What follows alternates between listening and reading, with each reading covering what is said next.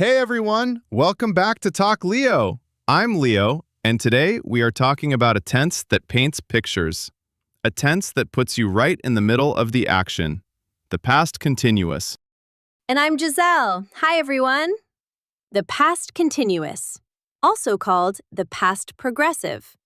The tense you use when something was happening, in progress, at a specific moment in the past. What were you doing when the phone rang? I was cooking dinner when she called.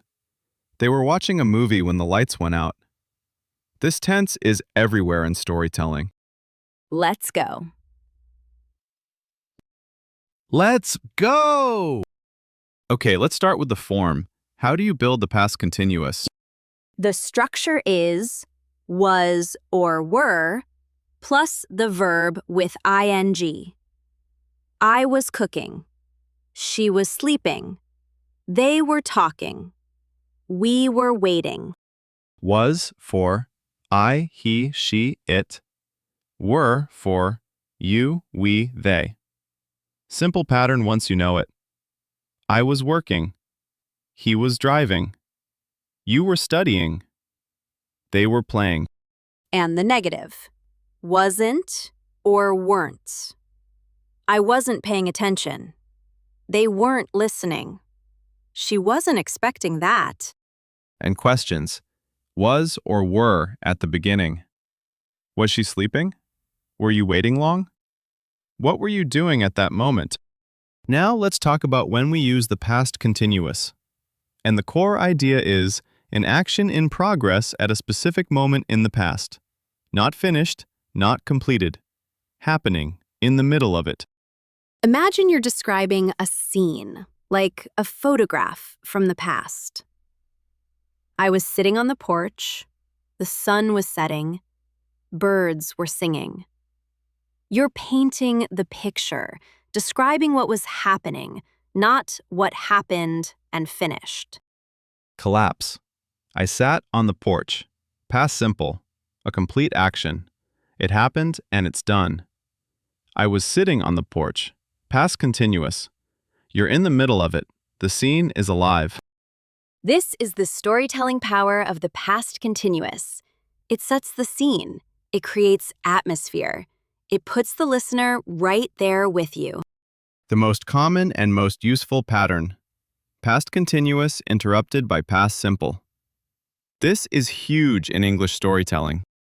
I was cooking dinner when the phone rang. The cooking was in progress, ongoing. The ringing happened suddenly and interrupted it. Past continuous, for the ongoing action. Past simple, for the interruption. She was sleeping when the earthquake happened. We were driving when it started to rain. He was giving a presentation when his laptop died. Always the same pattern. Longer ongoing action, interrupted by a shorter, sudden one. The word when usually introduces the interruption. I was reading when you called. They were eating when the power went out. When signals the sudden event, the interruption point. And while usually introduces the ongoing action. While I was cooking, the phone rang. While she was sleeping, someone knocked on the door. Same meaning, different word order, different connector. You can flip the sentence either way. I was cooking when the phone rang, or while I was cooking, the phone rang. Both correct, both natural. It's just a matter of which part you want to emphasize first. Now, another big use. Two actions happening at the same time in the past. Both ongoing, both in progress simultaneously. While I was cooking, she was setting the table. Two parallel actions, both happening at the same time, both in progress. He was reading while she was watching TV. They were laughing while we were trying to work. Two past continuous verbs, connected by while, showing simultaneous action. This use is great for describing a scene with multiple people doing different things at once. It adds richness and detail to storytelling. When I walked into the room, everyone was talking, someone was playing music, and a couple of people were dancing. One moment, multiple ongoing actions, a vivid scene.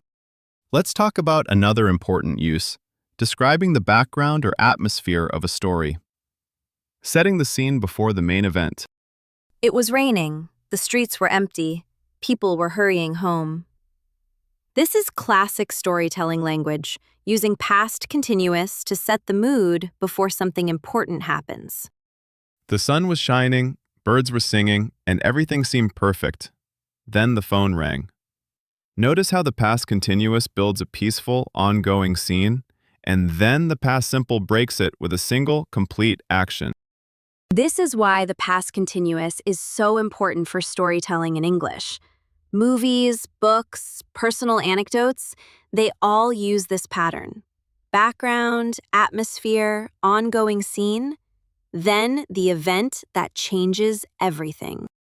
Now let's talk about a common mistake, using the past continuous for completed single actions instead of the past simple. The past continuous is not for finished single actions. I was going to the store yesterday sounds incomplete, like something was supposed to happen but maybe didn't. If you simply went to the store and that's it, I went to the store yesterday. Past simple. The past continuous needs that sense of ongoingness, or interruption, or background. If the action is just a simple fact that happened and finished, past simple is correct. Another mistake. Using the past continuous with state verbs. Verbs like know, like, love, want, believe, understand. These don't usually take the continuous form. You don't say, I was knowing him. You say, I knew him. State verbs describe states, not actions. Knowing, believing, wanting, loving, these aren't things you're actively doing in progress. So they stay in simple tenses, even when talking about the past. Let's also cover a special use, past continuous, to express irritation or complaint about repeated past behavior, usually with always. He was always losing his keys. It happened repeatedly, and it was annoying. She was constantly complaining. A habitual, irritating pattern in the past. This use carries emotion, usually frustration or mild complaint. They were always arguing. He was always running late. The past continuous with always adds that flavor of, this happened so often it was annoying. Compared to a neutral statement with past simple. He often lost his keys. Just a fact. Versus, he was always losing his keys. Fact plus a hint of frustration. Okay, 3 conversations, all naturally full of past continuous. Ready. Gisele, where were you when you heard the news about the new transport plan? I was actually sitting in a cafe when I saw it on my phone. I was having a coffee with a friend, and we were chatting about something completely different when the notification came through. Oh, interesting. I was working when I heard. I was finishing up some emails and a colleague mentioned it in passing. What were you thinking when you first heard? Honestly, I was a bit skeptical. They'd been promising changes for years and nothing was happening, so I wasn't expecting it to be real this time. I felt the same. While everyone was getting excited online, I was just waiting to see if it would actually happen. Healthy skepticism. So what was your friend's reaction? She was much more optimistic than me. She was already planning her new commute, while I was still doubting the whole thing. That sounds about right. Leo, tell me about the day you decided to start this podcast. What were you doing? Oh, I remember it clearly. I was walking home from work. It was raining, actually. And I was listening to a podcast in another language, just trying to understand it. And that's when the idea came? Exactly. While I was struggling to understand what they were saying, I was thinking about how hard it must be for people learning English. And the idea just appeared. That's such a lovely origin story. What were you doing for work at the time? I was working in a completely different field, actually. I was managing a small team, and I was feeling quite unfulfilled, if I'm honest. I didn't know that.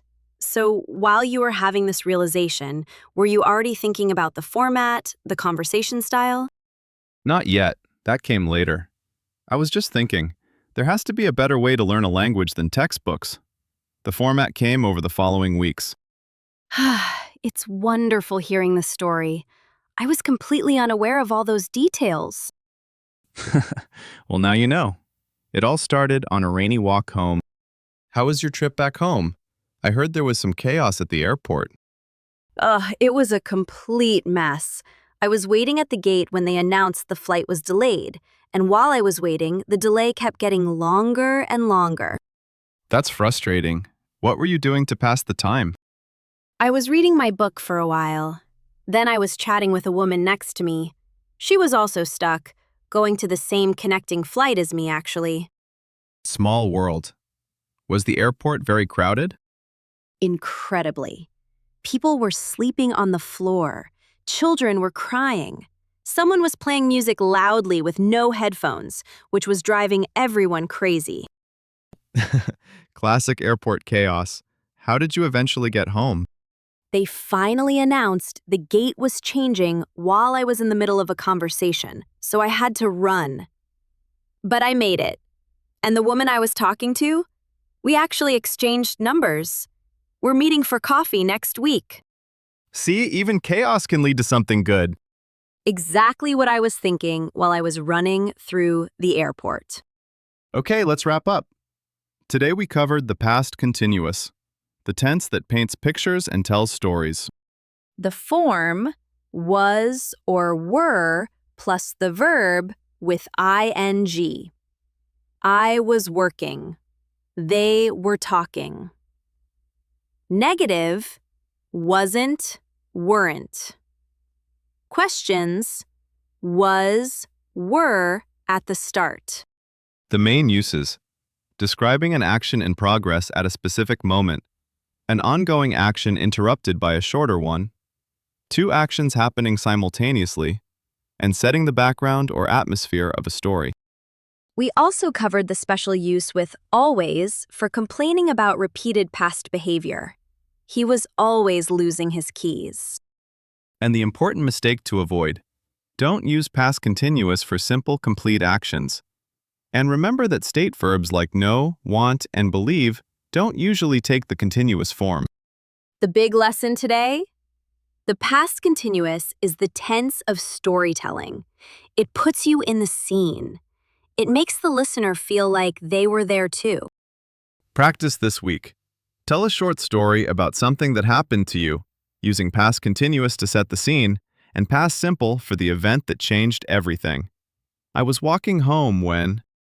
And next episode, modal verbs.